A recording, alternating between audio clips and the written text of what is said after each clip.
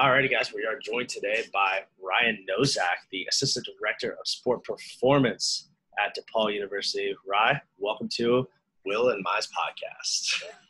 Sean and Will, thanks a lot for having me on. It's great to be on here today, and thank you for the opportunity. Awesome. I'm excited. I'm always excited to do these. So yeah, let's get rolling. Awesome. Well, Ryan, tell the audience, tell us a little bit about where you came from, who you are, where you came from, spark note type of thing. You've been on a couple podcasts before. If people don't know you by now, I'm going to hit them in the head with a baseball bat. So, yeah, just give us a little bit of background on you. Yeah, no worries. Cliff notes here. I don't want to slow this down too much for you guys. I am entering my 9th year now in sports performance, which is crazy to think about. And I got the start at about 16 years old in high school. I realized I had a knack for strength training. I got a job at a local gym that kind of sparked me into coaching my friends into weight training. That led me to learning about exercise science, kinesiology. Did my undergrad at Penn State. While at Penn State, I had the chance to work as a student intern for pretty much like 20 out of the 30 teams there. And that was about a 3-year internship. So coming out of Penn State, I already had essentially 3 years of interning experience underneath my belt. And then that led me to a grad assistant position at Tennessee State University. While there, I did an internship at Vanderbilt. After Vanderbilt, I went to Robert Morris University out in Pittsburgh. And I spent a year there. That brought me down to UNC Charlotte as an assistant strength coach. And then following UNC Charlotte, I've spent now the last 3 years at DePaul University here in Chicago. And originally from Scranton, Pennsylvania. So I've been around, man. I've been in the Midwest, been in the South, been in the North, but I wouldn't change anything I've done in this profession. Very honored to work those places I've been and serve the athletes I have, and also learn from the people that I've had the chance to learn from. Very cool. Now you have been to the North. Will is in the North. Yeah. Yes, and I just got to ask, have you ever been to Dunder Mifflin since you're from Scranton?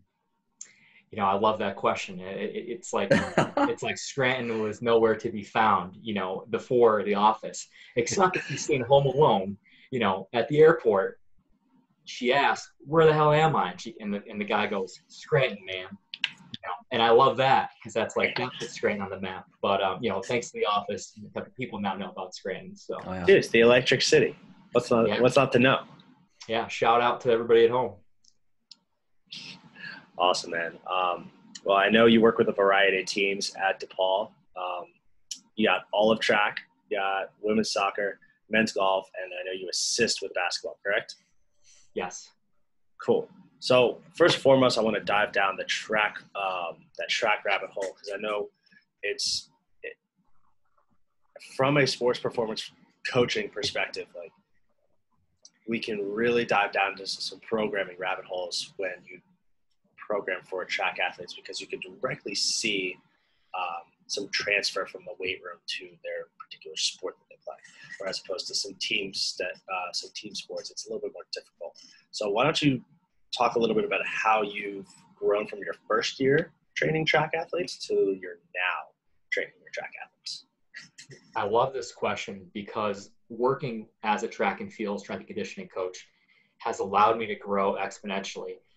I spent some time at Penn State under Cam Davidson, who was the thrower strength coach for many years there, and had a chance to work with one of the best throws program in the country. And working for Cam really taught me a lot about what to do for throwers, but I wasn't exactly sure what to do with our sprinters, our jumpers, our hurdlers, cross country and distance. So the first year I kind of came in and I essentially took it like a team sport approach. And when I think about the team sport approach, I kind of have like all these different movements that I had to hit, right? For a quote unquote balance program, I need to do something for the shoulder. I need to do posterior chain. I need to do, lower body push. And I have like literally a checkbox and I'd go through, and this would be in throughout the week. But my first year, I think I made the mistake of treating track and field athletes kind of like they were team sport athletes. So I think I did a little too much volume in terms of reps. Like I think we did too much hypertrophy work early on. You know, I think that's a big part of programs. But when you have fast twitch athletes like track, like your sprinters and jumpers, you need to be careful about how much you're putting into the program. The biggest lesson that I learned is that so much of the adaptation is coming from the track alone. So it's coming from the daily practice. So then once I kind of got that idea in my mind, it was like, how can I best support what they're doing on the track in the weight room? So I think if you are a track and field strength and conditioning coach, the number one thing you can do is talk to your coaches and get an idea of what's going on in practice that day. That should be number one, because if they're doing max velocity day on the track, and then you're planning on bringing them into the weight room and you're doing 4 sets of 10 or 5 sets of 10 in a squat, you know, that style lift, you're completely training opposite ends of the spectrum. So the most that you can blend the training together, it's going to be more ideal. So let me piggyback off that. If they're doing max velocity on the track that day, maybe we're coming into the weight room and it's a very basic, it's a very basic total body lift. We might start with hang cleans, and the hang cleans maybe are in the range of 50 to 70%. You know, we're training basic power with that exercise. Then following that, maybe we're going to a squat. Maybe the squat's more for doubles or singles, working more for max strength. Let's call it 80% or above. And then maybe we're looking at one thing for the upper body. Let's call it the bench press. And then same idea as a squat. Maybe we're taking it for heavy singles or heavy doubles. And that would literally be our lift for that day. So it's enough to piggyback of what they've done on the track, but then now come into the weight room and maybe touch some ends of the force velocity curve that they're not getting from the track, you know, as in max strength or maybe different forms of power. How I got to this approach was, I recommend anybody who's listening that is interested in track and field to go down the rabbit hole of Boo Schneckstader. I basically use all of Boo's teachings, and it's basically a modified high-low method. So what that means is that myself with our track coaches, we're grouping everything by neuromuscular demand. So what's considered high on the central nervous system are going to be aspects of speed. So your acceleration, your max velocity.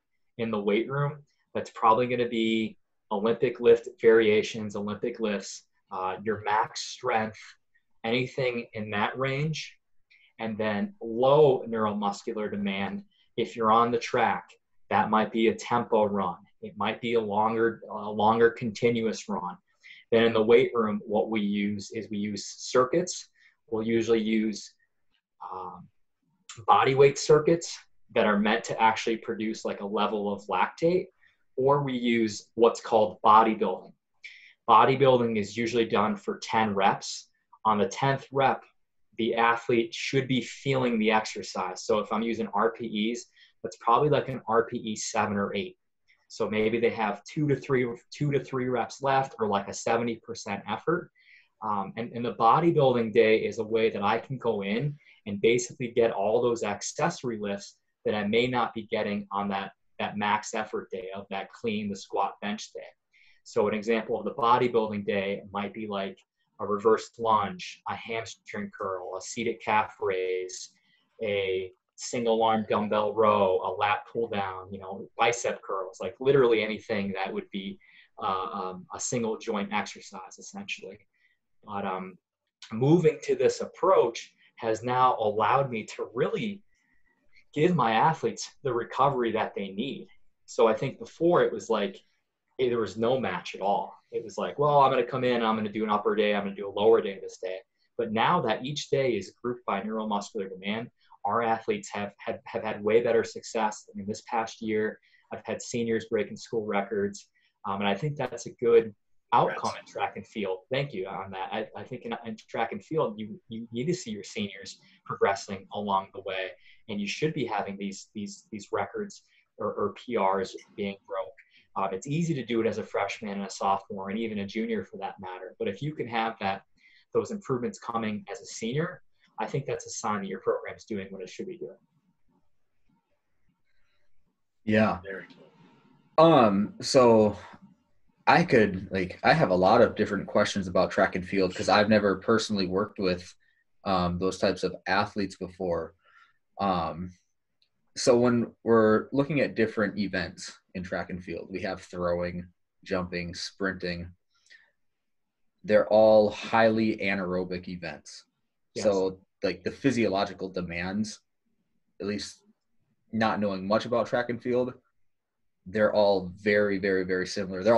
They're the same to me. The events last a few seconds, Right. Throwing, jumping, sprinting. Do you, generally speaking, program the same way for those types of athletes, or is it different from event to event? Yeah, I would say that if you were to zoom out and look at the big picture, there's going to be more similarities than differences. So even though it's an anaerobic based sport, I still think that the bigger the base, the higher the peak. But when I talk about building that base, and what I've learned about building the base, it's not coming necessarily through high rep work or like endurance style work in terms of what the sets and reps look like. We could be building a base through general circuits, as they're called, through the bodybuilding days, even through like tempo runs, right? So done in a manner that's not going to take away from the power characteristics of that athlete. I think circuits are a phenomenal way to do that without trashing them. I think tempo runs, when they're run the right way, are a great way to do that too, but you need to be careful with those as well. Then if I look at, maybe what some of those differences are, our throwers are going to be doing more volume. They're bigger individuals, and they do need a little bit more hypertrophy. So like if I use that example of maybe a sprinter coming into the weight room and they're doing like a clean, then a squat and a bench that day, the throwers lift might be the clean, might be the squat, might be the bench. Then maybe on that same day, we're adding in a dumbbell step up or a barbell step up, something like that. And maybe it's only done for 2 to 3 sets of I don't know, let's say 4 to 5 reps or 4 to 6 reps. And then maybe we're adding in a single arm row that day or something like a pull up. So I'm going to be adding in a little bit more volume for those throwers on those big lift days. Okay. I just look at it from the idea like, man, if I can bring my sprinters in and have them do 2 lifts, and those 2 lifts are getting them better, like, why do I necessarily need to have them do all these other exercises in there? You need to have, I think at some point you need to have those exercises in for just overall, like probably injury prevention and just balance. But that's how we do get them in through our circuits and their bodybuilding days. And then what that does for me too is that, like, when the athlete comes in and they look at what's on Team Builder, we use Team Builder for our workouts. Instead of coming in and being like, oh my God, I have to do 9 exercises today, there's really like 2 or 3 things that they need to accomplish after coming in from practice, where they've just probably gotten blasted, central nervous system wise. Track is a very difficult practice. Now they're coming into the weight room and they know that they really just have to give their all for 2 to 3 exercises. And it's, I think, completed with way more focus and way more intensity. And then they know that the other days they can kind of come in and hang back and chill a little bit more. Mm-hmm. Yeah. I like that. Go ahead, Will. Sorry. Yeah, so you talked about tempo running. Do you prescribe the tempo runs for your athletes, or does that come from practice, or is it a mix of both? Yeah, it's a mix of both. It really depends on the team for me. So for our sprinters, I'm not going to be programming that or prescribing that, but I know that if Monday is an acceleration based day for them, that's going to be a hard lift, and then Tuesday that they're going to be doing something easier. Maybe it's not always a tempo run, but it's something in that nature. I know that I'm going to have this lower day in the weight room. Now for like women's soccer, when I'm doing the conditioning for them, I'd be prescribing the tempo runs. Yeah. My throwers, I usually do most of the sprinting and most of the tempo runs as well. Okay, cool. Ryan, has there been any, I guess, you look back on your 4 years working with Depaul tracks, specifically with track, but you can go into any sport you want and have worked with there. what are some of the things that you look at your first program that you evolved through the program to now? Like, because the way that I look at my old programs is, why the heck did I do that? But I also look at the lens with, maybe that was a good idea at the time, considering we were pretty successful. So like, do you look at your programs, or which scope do you typically look at those programs, those older programs with? Yeah, there's a lot of good things. I don't want to look back and be in 2017 and say that I was like a terrible coach, because I don't think I was really. I just think that over time you become a little more informed.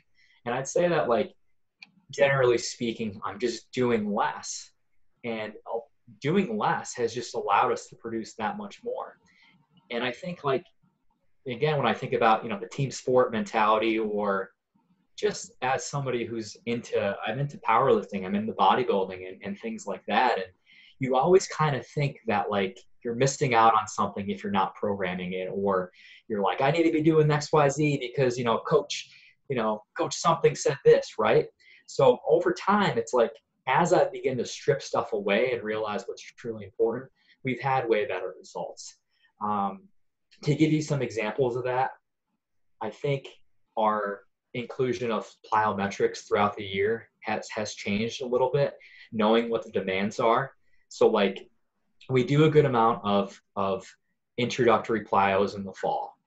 And those introductory plyos are in-place jump circuits. We're doing things like broad jumps and things like we're progressing the hurdle jumps. And then maybe at the very end of our cycles, we're getting into depth jumps. Maybe that's around like a December. So it's a nice little build up to getting to that. If I look back at an old program, I was having the athletes do depth jumps in season, like 4 to 5 days out from the competition. And what I know now is that sometimes it can take somebody 7 to 14 days to realize the benefits of what a depth jump is doing. So, like, while I know that a depth jump is something that's maybe taxing and it's going to have an effect, I also could be putting that exercise in there and maybe causing a detriment to their performance. So I just had to look at it like, is this really doing what I think it's doing, and do I need it in there, right?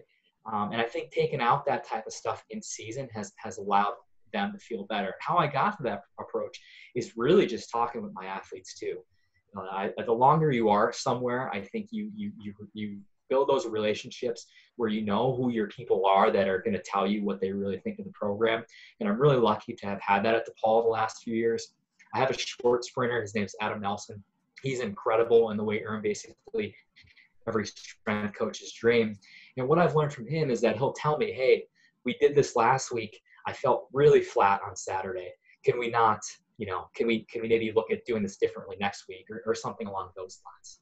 So I think the more that you can have those conversations with your athletes and even your sport coaches, it can allow you to change the scope of how you're looking at those programs. Very cool.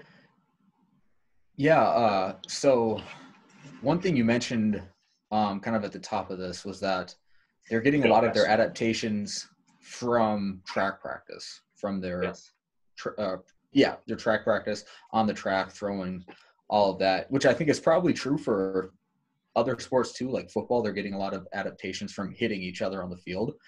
So my question off of that is, at least the way I've started thinking about programming for the athletes I work with is where I'm programming X, Y, and Z for performance, and I'm programming A, B, and C for health. And so I guess the question is, knowing that they're coming into the weight room right after practice, most of what they did in practice is to improve performance. When you're programming for your athletes, are you kind of splitting it up into, we're doing these certain exercises to continue to build on the performance adaptations, and are we doing these other exercises over here to improve health outcomes? Does that question make sense? Absolutely. I love that question. I'd say when I look at the performance outcomes, I think about filling in the buckets that they're not getting at practice. So if I come back to the example of the force velocity curve, there's probably nothing in the weight room that I can program that's going to mimic the max speed or max velocity that they're getting on track. Even a very fast Olympic lift or a fast medicine ball throw, it's going to fall a little bit lower on the force velocity curve, but that's okay. We probably need that med ball throw to hit a different quality that maybe they aren't training in practice. And then the idea of max strength. Now, this question always comes up: how strong is too strong? Most of my college athletes that I bring in, I'd say are probably not going to fall into that category of being too strong. Maybe by the time that they're entering their junior year or senior year, like with Adam that I mentioned, he's a very strong individual where I don't really have to push max strength on him that much more. But max strength might be something that we have to touch once every 14 days or something along those lines. So I don't have an exact breakdown for you, but I'd probably say maybe 60 to 70% is performance driven, because I'm thinking about filling in those gaps that they're not getting. And then maybe that 30 or 40% is more about overall health. And when I think about overall health, as I've dived into isometrics in the past few months, I've learned that, like, okay, if we take somebody who's really explosive, they are going to need to have explosive movements in there, whether that's going to be your sprints, your jumps, your med ball throws.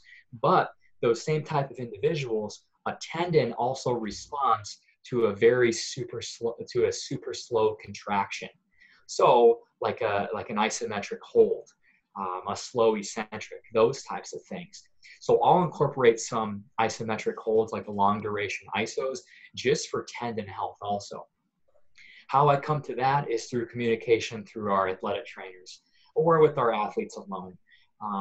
I think we do a really good job of knowing when to add more things to our program for individuals. So like a jumper, for example, quote unquote jumper's knee. They're doing more split squat iso holds, or maybe at the end of their lift, that group is going on the leg extension and they're doing leg extension holds. And maybe we're doing that anywhere from like 3 to 5 sets of 30 seconds on each leg.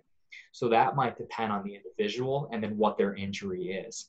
But I do think that that's really important also, that you're not just using your time to hit those performance qualities, but also how can you, let's say, fill in the gaps that they aren't getting from the health side of things also.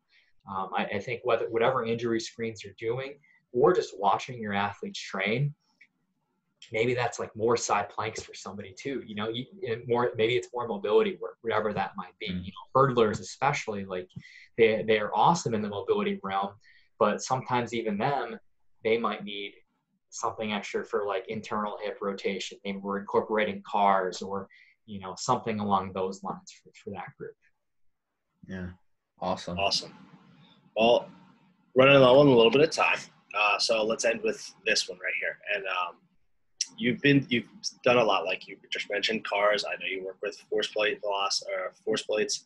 Like, what's something that, like, if other coaches were to listen to this podcast, what's something that they can take from what Ryan Nosak does that they can either implement right away or just test with a little bit? What has been like your biggest coaching? Do this more, people, and you will have better or more success in the weight room. Like I said about boost stuff, I mean, that was really, I don't want to say it was kind of life-changing in some ways, because it allowed me to think about getting away from the typical structure of your big lifts and your accessory movements. So just having that shift of maybe like your big lifts where it's 2 to 3 things on one day, and you're really attacking that, combined with your sprinting and your med ball throws, your jumps, whatever that might be. And then your other days, you're shifting those accessory movements over. I think that's big. And then this can't be hit home enough that if you aren't sprinting your athletes often, you really need to be sprinting your athletes. We always love to say, like, what is the number one exercise you have people do? 5 years ago, I would say squat, or I would say clean. Now I would say sprint, because for any sport, really the most specific thing you can be doing is sprinting. So as coaches, we need to continue. We have our progressions for a deadlift. We have our progressions for a squat. We don't always have our progressions for a sprint. So we really need to continually educate ourselves about incorporating speed work, how to coach it, and then where it fits into the overall plan.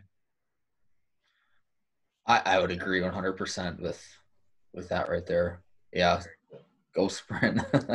Yeah, It truly is the most sport specific thing. Like, no matter what sport you do play, like you're gonna get benefits even if you're if you're a thrower. Like, you're gonna get a strength speed benefit out of sprinting. Absolutely. Awesome, Ryan. First of all, thank you so much for your time. I know your time is precious. Thank you for spending it with us on this lovely afternoon. Thanks, man. Awesome. Yeah, thanks for having me on. If you guys ever want to do it again, I'm happy to do it. Appreciate it. Look at us, just a couple barbell nerds talking about strength. All right, man. Thanks, Ryan. Have a great night, all right? You too. Thanks, guys. Appreciate it. See ya.